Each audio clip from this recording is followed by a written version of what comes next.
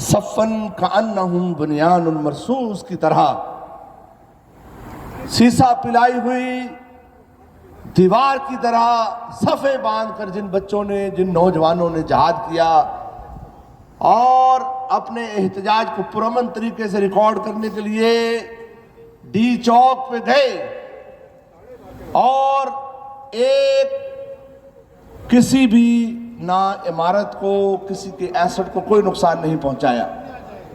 Stage سے ہر وقت ہی باتیں کی جا رہی تھی کہ کوئی نقصان نہیں ہونا چاہیے، کوئی تشدد نہیں ہونا چاہیے، لیکن ظالم نے جو کیا ہے وہ دنیا کی کسی مہذب قوم اس کو برداشت نہیں کر سکتی.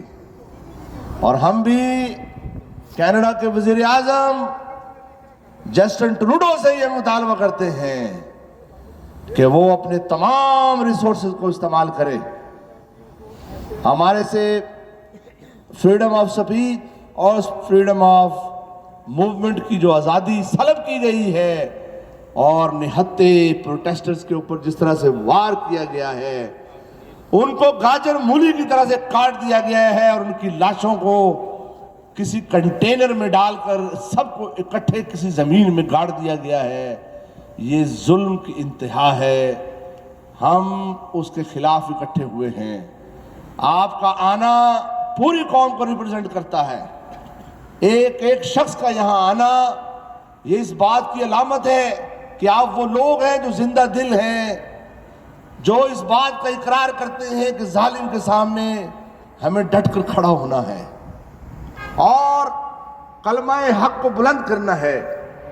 اس سے فرق نہیں پڑتا کہ تعداد میں ہم 2000 ہوں یا 20,000 ہوں، اس سے کوئی فرق نہیں پڑتا. فرق اس بات سے پڑتا ہے کہ آپ آئے ہیں اور اپنا احتجاج ریکارڈ کرنے کے لیے پوری قوم کی جگہ کھڑے ہیں. جو ظلم اور ستم کی داستان 2024 میں لکھی گئی ہے، ہمیں ہمارے علماء اکرام، خطباء اکرام، مقررین نے مردہ یزید کے قصے سنائے اور اس کے ظلم و ستم کو پوری قوم کے دلوں میں ڈال دیا اور آج ہم یزید پہ لعنت کرتے ہیں. مگر زندہ یزید کے سامنے کھڑا ہونا کتنا مشکل ہے. اس کے لیے ایک پہاڑ ایمان چاہیے ہے، ایک پہاڑ جیسا ولولہ چاہیے ہے جو خان صاحب نے اپنے رفقا میں، اپنے محبت کرنے والوں میں بھر دیا. اور اس بات کو ذہن میں رکھ لیں کہ جو فوج خان صاحب نے تیار کی ہے وہ بھاگنے والی نہیں ہے، وہ پیٹھ دکھانے والی نہیں ہے.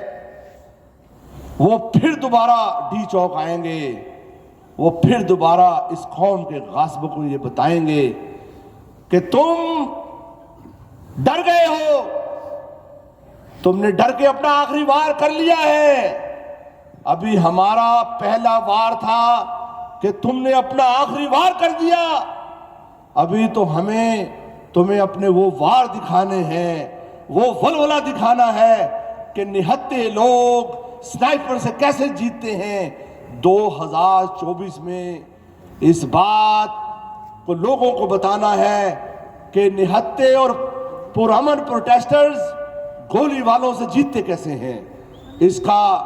اس کی مثال 2024 میں آپ انشاءاللہ دیکھیں گے. میں آپ کو یہ بات قرآن و سنت کی روشنی میں کہہ رہا ہوں کہ جب اصحاب کہف نے کلمہ حق بلند کیا تھا، اذ قاموا فقالوا ربنا رب السماوات والارض کہا تھا، تو اس وقت لوگوں کا خیال تھا، اس بادشاہ کا یہ خیال تھا، اس کے درباریوں کا یہ خیال تھا کہ اصحاب کہف کو مار دیا جائے گا، ان کی گردنیں اڑا دی جائیں گی. مگر آپ نے دیکھا کہ ایسا کچھ نہیں ہوا. اللہ نے اصحاب کہف کو 300 سال زندہ رکھا اور ظالموں کی ساری نسلوں کو ختم کر دیا. یہ قرآن کا فیصلہ ہے کہ ظالم کو آخر ہارنا ہے، گھٹنوں پہ آنا ہے۔ ابھی پروگرام کا باقاعدہ آغاز نہیں ہوا، مگر میرا جی چاہتا تھا کہ میں آپ سے وہ دل کی باتیں کروں۔ اللہ ان لوگوں سے محبت کرتا ہے، ان اللہ یحب الذین یقاتلون فی سبیلہ صفا کانہم بنیان مرصوص۔ اللہ سورہ صف میں فرماتا ہے کہ میں ان لوگوں سے محبت کرتا ہوں، ان اللہ یحب الذین، میں ان لوگوں سے محبت کرتا ہوں جو ظالم کے سامنے سیسا پلائی ہوئی دیوار کی طرح صفیں باندھ کر جہاد کرتے ہیں، پیٹھ دکھا کر بھاگتے نہیں ہیں۔ ایسے لوگوں کو اللہ تمہارا پھٹا ہوا جسم، تمہارے کٹے ہوئے کان، تمہارے شہید ہوئے دانت اس خوبصورت جسم سے زیادہ محبوب ہے اللہ کی نگاہ میں جو اس کی راہ میں شہید ہو جاتے ہیں۔ جو لوگ اللہ کی راہ میں شہید ہو گئے ان کو مردہ مت کہو، وہ زندہ ہیں، اور اللہ ان کو کھلاتا بھی ہے، اللہ ان کو پلاتا بھی ہے۔ یہ میں نہیں کہہ رہا، یرزقون، اللہ ان کو رزق دیتا ہے، اپنی جناب سے دیتا ہے۔ اور حق اور باطل میں تمیز اگر کسی کو نہیں کرنی آتی تو میں آپ کو بتا دیتا ہوں کہ جن کا مینڈیٹ چوری ہو جائے، جس قوم سے بات کرنے کی آزادی چھین لی جائے، پرامن احتجاج چھین لیا جائے، اور پھر ان کے نہتے لوگوں پہ وار کر دیا جائے، اسی کو ظالم کہتے ہیں۔ ہم مظلوم ہیں اور ہم اپنا حق لینے کے لیے بار بار نکلتے رہیں گے، بار بار سینہ سفر ہو کر اپنی چھاتیوں کو ان کے سامنے کریں گے کہ ہمیں گولی مارو۔ کیوں؟ کہ اللہ کا یہ حکم ہے کہ ظالم کے سامنے ڈٹ جاؤ۔ وَجَاهِدُوا فِي سَبِيلِ اللَّهِ حَقَّ جِهَادِهِ، ویسے جہاد کرو جیسے جہاد کرنے کا حق ہے۔ کوئی اپنا ہی نام نہ بنا لو جہاد کا، جیسے عاصم منیر نے جہاد کا ایک نام بنا لیا ہے۔ وہ کہہ رہا ہے میں جہاد کر رہا ہوں۔ فِي قُلُوبِهِمْ مَرَضٌ فَزَادَهُمُ اللَّهُ مَرَضًا، اللہ قرآن میں کہتا ہے ان کی بیماری ہے، ان کے دلوں میں بیماری ہے، اور ہم نے ان کی بیماری کو اور زیادہ کر دیا ہے۔ اور یہ منافقین الا اللہ لا یہدی القوم الفاسقین، ہم کسی فاسق کو ہدایت نہیں دیتے ہیں۔ ایسے لوگ جو قرآن کے اپنے ترجمے کرتے ہیں، جو قرآن کو بدل دیتے ہیں اپنے مفادات کے لیے، قرآن کے وہ ترجمے کرتے ہیں جو ان کو سوٹ کرتے ہیں، اللہ فرماتے ہیں کہ پورے کے پورے دین میں داخل ہو جاؤ۔ ہمیں نہیں چاہیے ایسے آدھے بلیور۔ ڈٹ جاؤ ظالم کے سامنے۔ اگر تمہارے اندر ظالم کو آئیڈینٹیفائی کرنے کی اہلیت نہیں ہے تو ڈٹو گے کیسے؟ خان نے ظالموں کو علیحدہ کر دیا ہے، حق اور باطل کو علیحدہ کر کے دکھا دیا ہے۔ یہ مرد مجاہد جس کا نام عمران خان ہے، وجال حق وزاق الباطل ان الباطل کان زہوقا، حق آ گیا ہے اور اس کا نام عمران خان ہے، اور باطل ہماری اسٹیبلشمنٹ ہے۔ اور اللہ نے اس مومن سے حق اور باطل کو علیحدہ کر کے، یہ کیموفلیج تھے، یہ چھپ کے کام کیا کرتے تھے۔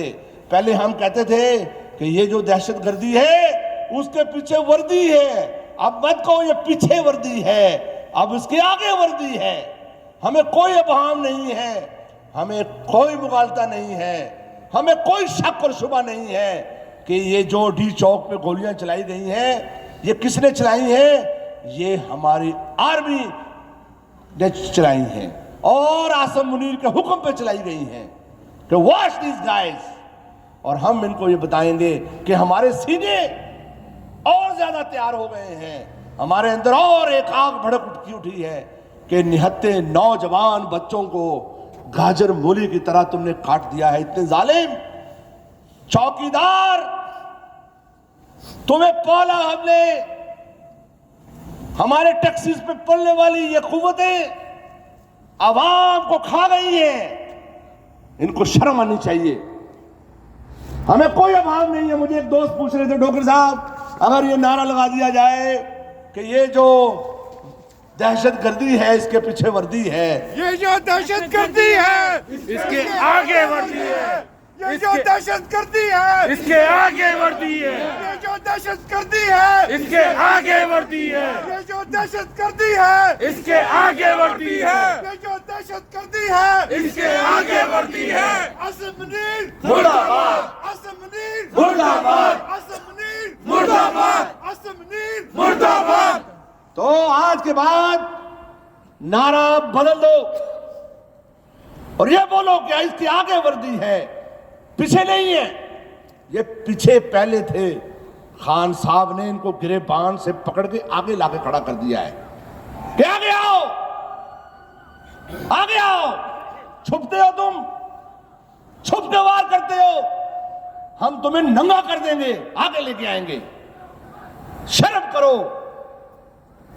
خون رنگ لائے گا انقلاب آئے گا خون رنگ لائے گا انقلاب آئے گا، خون رنگ لائے گا انقلاب آئے گا. پروگرام کا باقاعدہ آغاز